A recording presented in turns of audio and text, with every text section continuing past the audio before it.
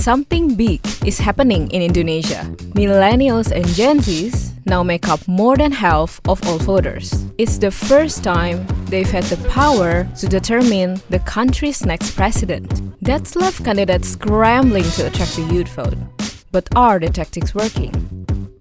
Kalau menurut aku sih kayak malah bikin target pasarnya tuh kayak iya apaan sih kayak gitu, malah kesannya tuh kayak bikin bego yang mau ininya gitu, yang mau milih dia. Menurut saya ya cukup berhasil karena lebih friendly kesannya ke masyarakat serta anak-anak muda. Tapi kalian ngerasa tergayat nggak dengan konten-konten seperti itu? Aku sih enggak ya. Sebenarnya nggak terlalu sih. In the capital of Jakarta, I've organized to meet someone who understands what young voters want. Saya tidak mengatakan bahwa gimmick itu adalah hal yang salah. Betul. Tapi kalau berlebihan, saya rasa itu menjadi wujud eksploitasi kebodohan masyarakat. I think Gilbran is already waiting. He's the leader of the student association at Universitas Gadjah Mada. Halo, apa kabar? I first came across Gilbran when he grilled presidential candidate Prabowo Subianto at a live event at his university. Dengan roadmap pendidikan seperti apa yang hendak Pak Prabowo berikan ketika Pak Prabowo berkuasa. Then, he went further, handing all three candidates a manifesto of key issues and policy solutions written by him and other students. Deg-degan nggak sih pas lagi ngasih? Seneng sih Mbak, lebih keseneng ya, karena akhirnya ini menjadi contoh dan permulaan bahwa anak muda bisa loh menjadi subjek politik. Like so many of Indonesia's young voters, Gilbran spends his life online and he knows the way desperate politicians operate. Pilihlah calon kontestan politik yang dia membawa misi, visi, dan solusi. Jangan cuman joget-joget, jangan cuman adu pantun. Mereka punya ranah yang beda gitu. Mereka adalah pembuat kebijakan, mereka adalah stakeholder tertinggi. Menurutmu pemerintah kita tuh ngerti nggak sih sama anak-anak muda dan kebutuhan-kebutuhannya? Apakah dengan pengetahuan mereka soal kondisi anak muda sekarang mampu untuk menjawab tantangan anak muda? Kurasa bukan tidak, tapi masih belum.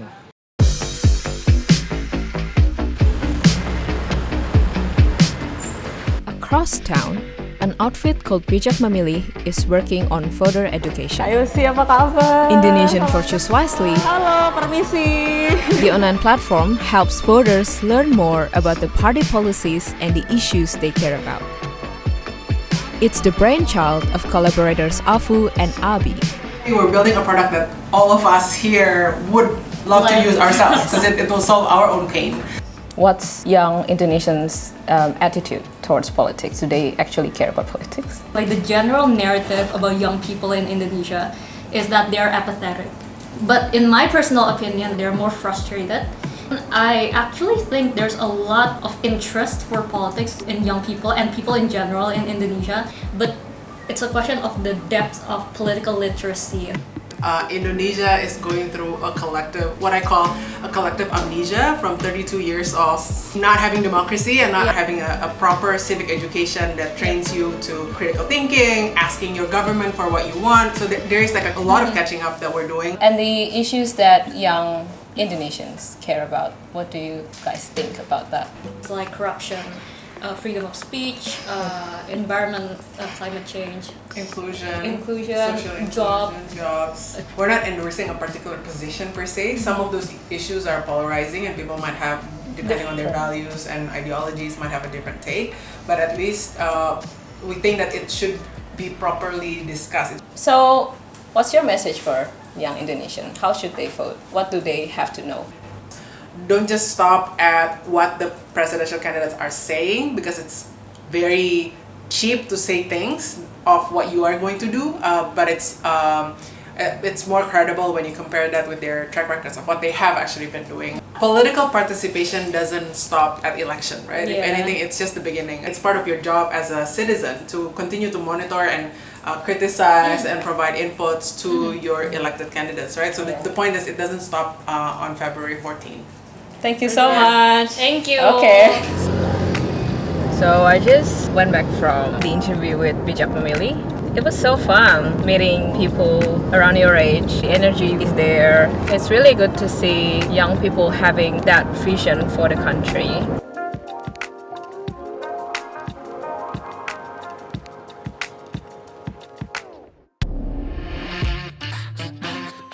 We're arriving at Andovida Lopez's place. Terima kasih. Hai Kak, waduh. Sorry, lagi beli minyak. Maaf banget.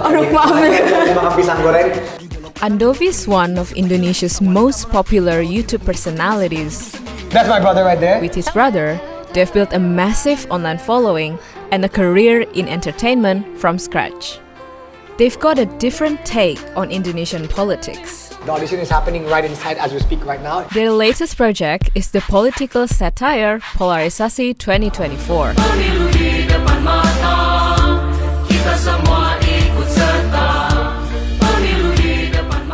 So from Polarisasi, it's actually in the title itself. So Polarisasi literally translates to polarization. We really want to point out that no matter who you vote for in 2024, we as Indonesian citizens, we don't have to be polarized and start fighting against each other, right? So like a little bit of an explainer, but in a fun way. A little bit, but in a very musical, fun way. Yeah, fun way. Yeah. We feel that politics is already hard enough. Election is already something so heavy. We want to try to give it to music and dance. You definitely have seen contents of presidential candidates trying to appeal to young people by doing TikTok dance or being funny. Like, what kind of message do you want to give to them on being critical? In my opinion, there is no problem for any presidential candidate to try to appeal to the youth. I think we are underestimating the first-time voters and the Gen Z of the Indonesian youth. They are way more critical than we give them the credit to be. But when we consume information, please consume the other side. I'm not saying it's gonna change your mind, but at least you have a more whole and fulfilling, zoomed out perspective of the election.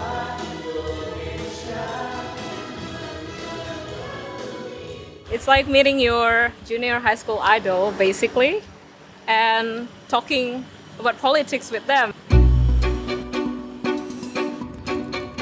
Generational change in Indonesian politics is slowly happening, but there's a catch. We're heading to the MPR DPR building to meet with Dia Roro. Use your voice. Your voice matters. This is actually my first time being in the MPR DPR building. Hai Bu Roro, apa kabar? Saya Natasha. Roro is one of the youngest representatives of Golkar, an established political party with a long history. So this is the office. This is the office. Welcome. Sit down. Oh, thank you. What are the challenges of being a young politician in Indonesia for you? I obtained a seat in parliament when I was 25 years old. I personally don't feel like I'm alone. There are this group of thriving and innovative parliamentarians who are young, but also have something to share. Being young means you're deemed as somebody who is inexperienced and may not have that courage to speak on certain issues. And being underestimated may be one of the things that not only young politicians face. This is something that a lot of young people face, irrespective of where we work. Though Roro's clearly a hardworking representative, that might not be surprising given her background. Her father, Satya Widayuda, was also a Golkar politician. I wanted to know her thoughts on how his status had helped her career. Yeah, that's a really good question, and it's a question that comes a lot. Being born into this environment, I'm able to kind of just learn, right? Learn about what it means to be a parliamentarian, what it means to listen to the needs of the people, what it means to be able to be there for them and advocate for certain issues. And I learned that growing up through my father. So many life lessons helped shape me to become the person that I am and have shaped the passion that I have to contribute to the country. Politik dinasti yang terjadi saat ini. They've become part of the fabric of Indonesia. Saya ini manusia unik di Republik Indonesia. A small group of powerful families that have set the country's course since independence. Saya ini anak Presiden Soekarno. Kok tepuk tangannya tidak bersemangat? Love them or hate them, they dominate politics. From first President Sukarno, whose great-grandchildren are the family's latest politicians, to this election's presidential frontrunner Prabowo Subianto. Kalau dinasti patriotik, apa salahnya? The ex-son-in-law of former President Suharto and himself descended from another political family. But things weren't supposed to stay this way. Outgoing President Joko Widodo's election from humble beginnings in 2014 had filled hopes there'd be a move away from entrenched power. But as he hangs up his head, he's been accused of fostering his own dynasty after a controversial court ruling by his brother-in-law allowed his eldest son Gibran to run for vice president at the age of 36. Meanwhile, his youngest son Kaesang was installed a leader of the youth-focused Indonesian Solidarity Party just days after joining its ranks. It's clear, politicians love building dynasties. Okay, let's go.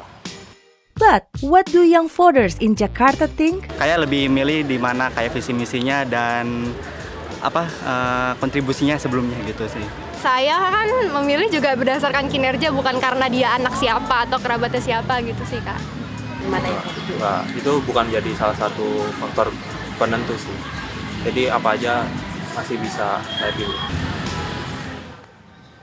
So, why do dynasties seem so hard for Indonesia to shake? Politik Indonesia itu mahal banget. Siapa yang bisa masuk ke politik atau menjadi anggota legislatif atau calon bupati, wakil wali kota dan seterusnya, itu hanya yang punya uang gitu. Jadi high cost of politics itu atau high cost demokrasi itu menjadi penyebab kenapa fenomena politik dinasti ini atau political family ini muncul gitu. Kesempatan kita sebagai orang biasa itu makin terbatas gitu. Terus terang kalau saya ngerinya gitu ya. Analinda says, even where progress is being made in political representation, elites still dominate. Betul, angka tren politisi perempuan di DPR RI terus meningkat. Terakhir itu 20,1%. Bagus banget untuk 2019 ya. Tapi ketika kita zooming in, who are they? Anaknya siapa? Apa? Istrinya siapa? Keluarganya siapa? Jadi masih elite, the women elite gitu. Termasuk selebriti, Mbak? Oh, exactly, termasuk selebriti. Hundreds of women and men vying for seats in Indonesia's House of Representatives are household names. One who's been elected is Indonesian diva Chris Dayanti.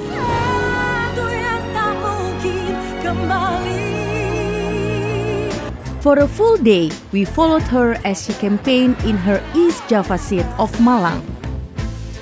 Tiga. She's originally from this area, and when she ran for office 5 years ago, she demolished the competition.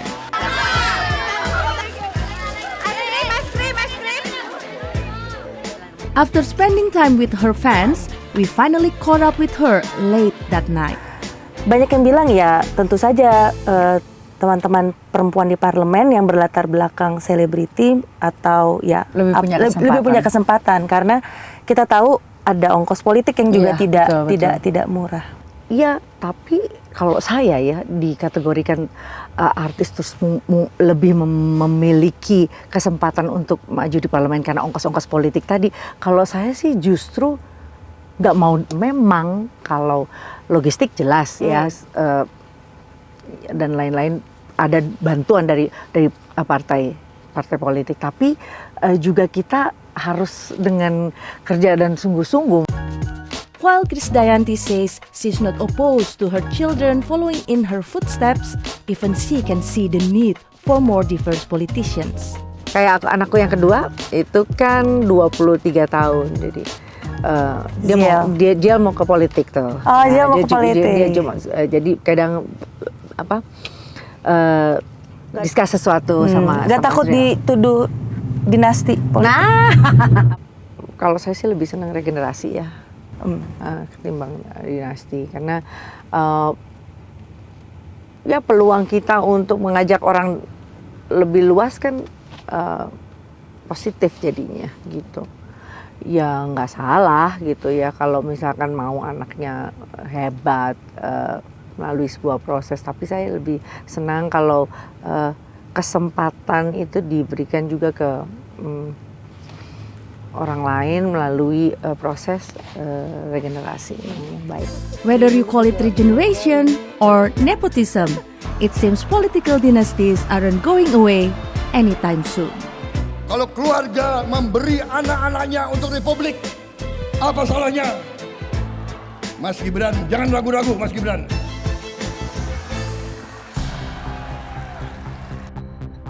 Meet Prabowo Subianto. He's used his wealth and connections to run for office again and again and again. His losses and false claims of electoral fraud have sparked deadly chaos on the streets of Jakarta. But in 2024, Prabowo Subianto might be headed for a win. Prabowo Subianto dan Gibran Raka Buming Raka memiliki elektabilitas tertinggi yang mencapai 43,7%. Voters like his promise to continue the policies of former rival Joko Widodo. And choosing the popular president's son as his running mate was a masterstroke. But something else is going on. Gemes banget sekarang, Mbak. Bapak lucu banget, sangat gemoy, 100% gemoy. This 72-year-old former Special Forces commander has rebranded as a cute and cuddly grandpa beloved by young Indonesians. Terima kasih. Tim media sosial Pak Prabowo termasuk yang cukup kreatif, menghadirkan terobosan-terobosan, termasuk menggeser persepsi seorang Prabowo. Pernah dengar nggak sih soal tuduhan pelanggaran HAM Prabowo di masa lalu dulu? Oh, belum pernah ya? Belum tahu. Saya pribadi belum tahu apa ya, Mbak ya. Belum tahu latar belakang beliau kayak apa pribadi, karena saya pribadi belum melihat berita juga dan saya nggak lahir di tahun itu kan tentu. So, what exactly are the allegations against Prabowo? And why are some people so concerned by his candidacy? Well, first, some history. Born into a political family, Prabowo joined the military young and began climbing the ranks. In occupied East Timor, it is alleged he oversaw the massacre of hundreds of civilians in 1983, a claim Prabowo calls a personal attack based on unproven allegations. While in the 90s, he was linked to alleged abuses in West Papua, which he also denies. Now known as a fearsome general and the son-in-law of President Suharto, Prabowo Subianto is alleged to have committed another atrocity, ordering the kidnapping of pro-democracy activists in the final months of Suharto's regime. At the time, Hida was in a relationship with activist Leonardus Nugroho Iskandar or Gilang. The last time she saw him, he was headed to a pro-democracy protest. Dia bilang, kali ini jangan ikut karena aparat makin brutal.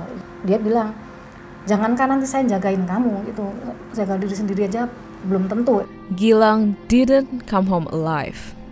Indonesia's National Human Rights Commission declared Gilang was murdered, 10 other activists were kidnapped and released, and 13 remain missing to this day. And here's where Prabowo comes in. The military dismissed him for ordering the abduction of several activists, saying he'd damaged the honor of the army and the nation. Years later, Prabowo defended his actions. It could be considered preventive detention. Some of these activists, they were assembling bombs, and actually, perhaps in a different circumstance, we would be heroes. Usman Hamid from Amnesty International doesn't have much time for that argument. It's against the law. It's against international law. I can't understand why some people saying that, well, look, you know, let bygone be bygone, you know. It was, yeah, he was involved in the political kidnapping, but he had released all of them. What about the rest who are still missing until now?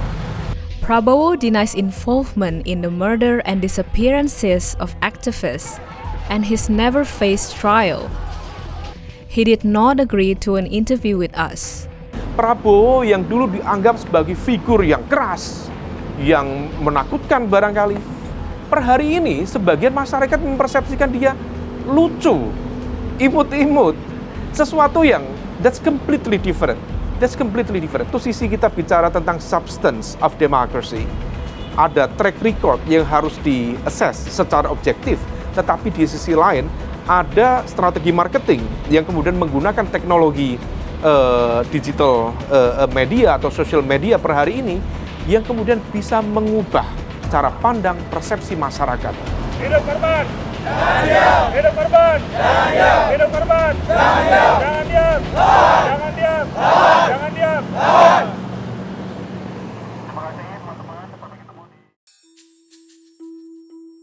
Corruption is one of Indonesia's biggest problems. Banyak aturan ditekuk sesuai dengan kepentingan yang sedang memegang kekuasaan. And every election, candidates promise they will do more to stamp it out. Sekitar 230-an triliun dalam 10 tahun terakhir kerugian negara itu terjadi. Korupsi adalah pengkhianatan terhadap bangsa. Korupsi harus diberantas sampai ke akar-akarnya. But once they're in power, nothing much changes. Mereka melihatnya korupsi ini merugikan rakyatnya nggak sih, Kak? Merugikan banget lah, soalnya kan apa ya, kalau korupsi itu kan jelas banget ya, makan uang rakyat lah intinya, kayak gitu, udah pasti ngerugiin. Oh jelas, pasti merugikan ya, merugikan negara, merugikan rakyat juga. Politicians can't be trusted. Apa pesan untuk masyarakat Sulsel, Pak? Ya, saya mohon maaf. And neither can the police. Kita negara hukum, polisi tidak berhak menyiksa saudara saya.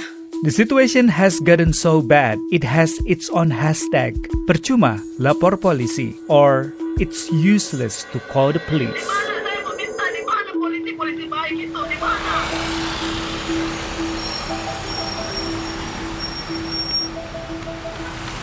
Assalamualaikum. Kan, apa kabarnya? Assalamualaikum.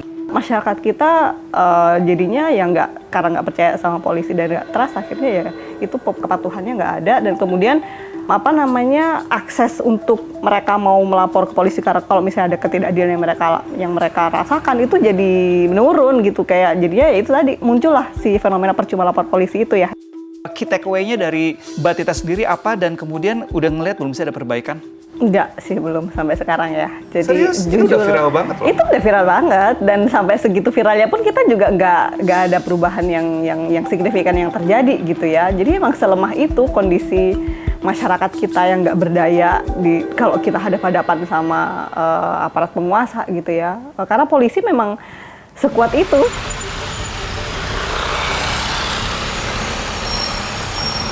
For years, one institution led the fight against corruption in Indonesia.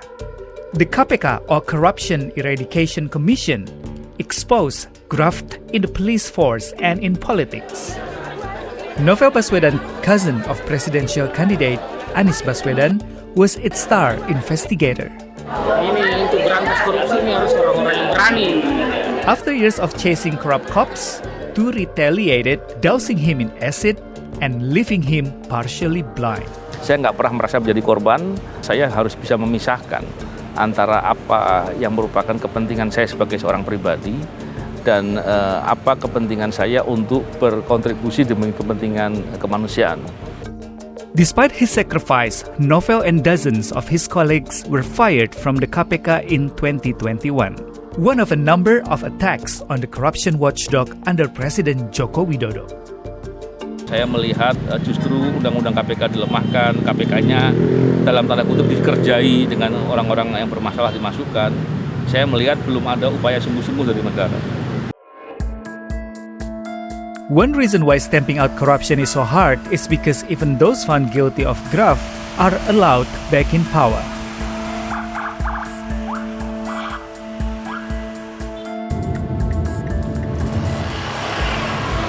Indonesian Corruption Watch lagi mau menunggu Mas Kurnia. Iya, ada tulisan on air. Mas Kurnia, ada berapa banyak sih politisi yang bekas mantan koruptor bahkan yang pernah dipenjara? Kan ada kan catatan ICW punya kan? Ada 56. 56 orang sekarang duduk di yang sekarang sedang mencalonkan diri sebagai calon anggota legislatif, baik DPD, DPRD maupun DPR RI. Harusnya mereka membuat filter ketika mencalonkan calon anggota legislatif orang-orang yang tidak pernah tersangkut kasus hukum. Itu kan sederhana tolak ukurnya. Ternyata mereka tidak melakukan itu. Dari 3 capres ini, mereka bersih nggak sih dari korupsi? Tantangan mereka hari ini adalah yang mengakibatkan situasi pemberantasan korupsi mengkhawatirkan saat ini adalah kerja-kerja dari partai politik. Di mana partai politik yang melemahkan agenda pemberantasan korupsi adalah partai politik yang mengusung mereka. As Indonesia prepares to vote for its next president, calls for change are getting louder. Yang kita hadapi ini, negara dia sebenarnya sudah dikuasai oleh segelintir orang yang sebenarnya oligarki ini udah solid banget di antara mereka. Jadi yang kita lihat pemilu segala macam kan ini sebenarnya cuma panggungnya mereka untuk bagi-bagi kekuasaan kan. Menurut saya kita harus membongkar sistem yang ada sekarang. Experts say greedy politicians need to be reined in. We have to bring back KPK to the way it used to be. And then we also have to have a stricter regulation in terms of conflict of interest. I think that's the real problem in Indonesia at this moment. Corruption is not only about taking the money from the government and the people, but it has direct impact to our everyday lives. It feels like almost everyone has lost faith in the institutions meant to protect them. Do you still trust police? Dan jawaban saya hari ini tidak. Kepercayaan sangat kecil, ada tapi sangat-sangat kecil.